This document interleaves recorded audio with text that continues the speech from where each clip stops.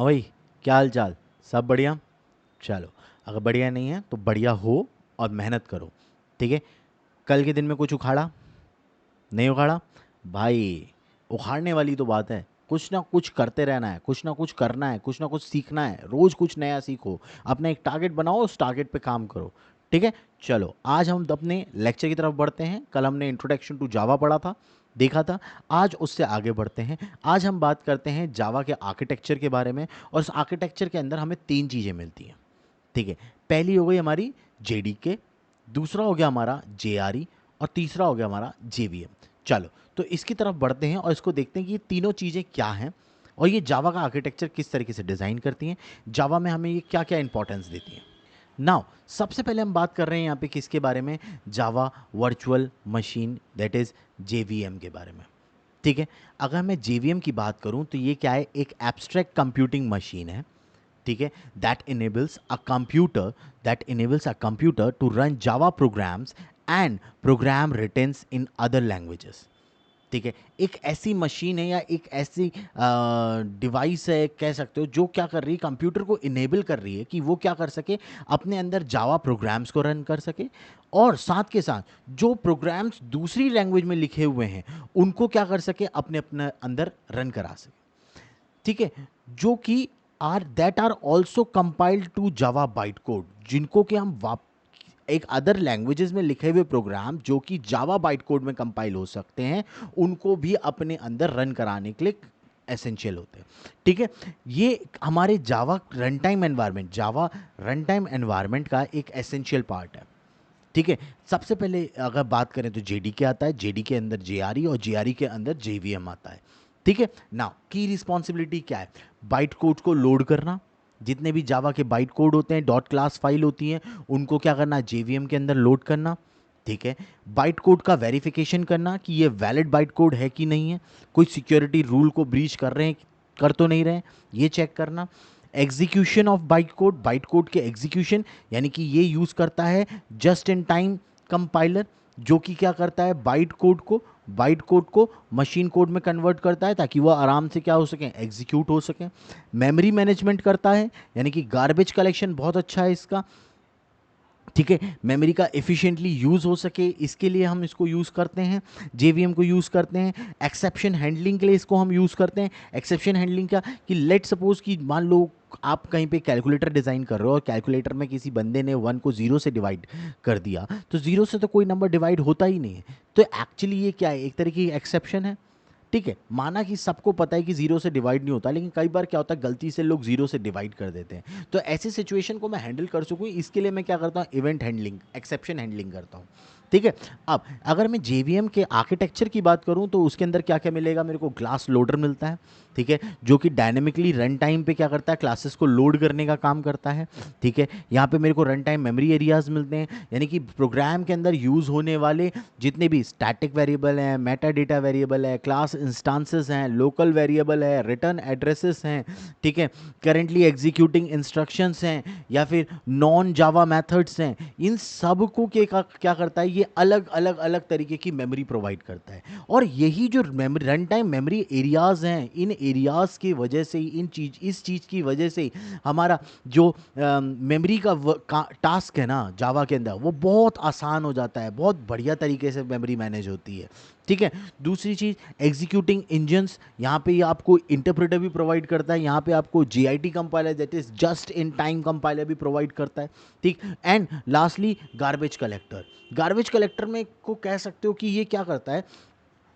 जावा के अंदर जो भी काम हो रहा है वो क्लासेस एंड ऑब्जेक्ट्स में हो रहा है। ठीक है। ऑब्जेक्ट्स को ही मेमोरी मिलती है। ठीक है। अब मान लो, लेट सपोज आपने कोई ऑब्जेक्ट क्रिएट किया, और उस ऑब्जेक्ट को क्रिएट करने के बाद आपने उसको मेमोरी प्रोवाइड कराई, लेकिन आप उसको यूज़ नहीं कर रहे हो। तो जेवीएम की रिस्पॉन्सिबिलिटी होती है कि ऐसे अनयूज्ड ऑब्जेक्ट्स को जो उसने मेमोरी प्रोवाइड करी है, वो उनसे रिक्लेम करे, ताकि क्या हो? ऐसे अनयूज्ड ऑब्जेक्ट्स को एज अ गार्बेज वो यूज़ नहीं करना चाहता। वो कहता है कि भाई, आपको अगर मेमोरी नहीं मिल रही है, आप काम नहीं कर रहे हो, तो आप एक काम करो, अपनी मेमोरी मेरे को वापस दे दो, ताकि मैं किसी और को दे सकूं और वो उसकी जगह पे यूज़ कर सके और उसके ऊपर काम कर सके। ठीक है। तो ये था मेरा क्या? जेवीएम। नेक्स्ट आते हैं हम जेआरई की तरफ। तो जेआरई क्या है? जावा रन टाइम एनवायरनमेंट। ये क्या है? एक सॉफ्टवेयर पैकेज है, ठीक है, जो कि क्या करता है, नेसेसरी लाइब्रेरीज प्रोवाइड करता है, ठीक है, क्या कर रहा है, नेसेसरी लाइब्रेरीज प्रोवाइड कर रहा है हमें, ठीक। Java virtual machine and other component required to run Java applications, Java applications को अगर आपको रन कराना है तो उसके लिए आपको जेवीएम की रिक्वायरमेंट होती है, ठीक है। It does not include development tools like Java C compiler, इसके अंदर आपको जावा सी कंपाइलर नहीं मिलेगा, जो कि क्या होता है, जेडीके का पार्ट है, ठीक है। अब की कंपोनेंट्स की बात करें तो जेआरई के अंदर हमें क्या मिलता है, जेवीएम मिलता है, ठीक है, तो जो कि क्या होता है, बाइट कोड को एग्जीक्यूट कराने के लिए और मेमोरीज को हैंडल करने के लिए यूज आता है। कोर लाइब्रेरीज मिल जाएंगी, core libraries like Java lang, Java dot util, Java dot IO, इस तरीके की लाइब्रेरीज हम लोग को यहाँ पे मिल जाती हैं, जो कि हमारी जावा एपीआई क्लासेस हैं, ठीक है, जो कि जावा प्रोग्राम्स को रन करने के लिए यूज़ करा जाता है। जैसे अगर आपको जावा में इनपुट लेना है तो इनपुट लेने के लिए आप स्कैनर क्लास को यूज़ करते हो, ठीक है, स्कैनर क्लास को यूज़ करते हो, और ये जो स्कैनर क्लास है वो आपकी किस में मिलेगी, आपको मिलेगी जावा डॉट यूटिल नाम की लाइब्रेरी के अंदर मिलेगा। तो अगर आपको स्कैनर क्लास को यूज़ करना है तो उसके लिए आपको क्या करना पड़ेगा, जावा डॉट यूटिल नाम की फाइल को क्या करना पड़ेगा, अपने अंदर डालना पड़ेगा, लाइब्रेरी को डालना पड़ेगा, तभी जाकर के आप स्कैनर क्लास को यूज़ कर सकते हो, ठीक है। तो ये जो लाइब्रेरी है ये किसके अंदर मिलती है, हमें जेआरई के अंदर मिलती है, ठीक है। यहाँ पे हमें रन टाइम लाइब्रेरीज और एंड सपोर्ट फाइल्स मिलेंगी, बहुत सारे कॉन्फ़िगरेशन मिलते हैं, जावा फाइल्स को एग्जीक्यूट कराने के लिए जो फंक्शंस की रिक्वायरमेंट है वो हमें यहाँ पे मिलती हैं। डेवलपमेंट टेक्नोलॉजीज हमें मिलती हैं like Java start, Java plugins for running application in web browsers में रन कराने के लिए, ठीक है ना। जेआरई इंपॉर्टेंट क्यों है, तो रन्स जावा एप्लीकेशंस को रन कराने के लिए जेआरई की रिक्वायरमेंट होती है। जेआरई हमें प्लेटफॉर्म इंडिपेंडेंट बनाता है, ठीक है, run on any operating system with compatible JRE, जो भी जेआरई हमें प्रोवाइड हो जाए उसको कंपेटेबल बना देगा। एंड मेमोरी मैनेजमेंट, क्योंकि जेवीएम इसके अंदर है इस वजह से ये मेमोरी मैनेजमेंट के लिए भी यूज में आता है। चल अब आर्किटेक्चर के लास्ट पार्ट की बात करते हैं, that is called the Java development tool kit. ये भी हमारा क्या है, एक सॉफ्टवेयर पैकेज है, ये भी हमारा क्या है, एक सॉफ्टवेयर पैकेज है, जो कि क्या करता है, नेसेसरी टूल्स प्रोवाइड करता है for developing, compiling, debugging and running Java applications, ठीक है। डीबगिंग के लिए, कंपाइलिंग के लिए, डेवलपिंग के लिए, इन सब चीज़ों के लिए ये हमें क्या करता है, पैकेज प्रोवाइड करता है। अब it include the JRE Java runtime environment and JVM, that is a Java virtual machine, and development tools such as Java compiler, Java C। यानी कि अगर मैं बात करूं तो इट इज़ जस्ट लाइक कि ये एक पूरा डब्बा है जिसको मैं किसके नाम से जान रहा हूं, JDK के नाम से। JDK के अंदर हमें क्या मिल रहा है, एक JRE मिल रहा है, JRE मिल रहा है, और इस JRE के अंदर हमें क्या मिलता है, JVM मिलता है, और ये पूरा का पूरा मिलकर के क्या बनता है, जावा। ये पूरा का पूरा मिलकर के क्या बनता है, जावा, ठीक है ना। जेआरई के अगर मेन कंपोनेंट्स की बात करें तो JRE that is Java run time environment, जिसके अंदर जेवीएम और एसेंशियल लाइब्रेरीज होती हैं।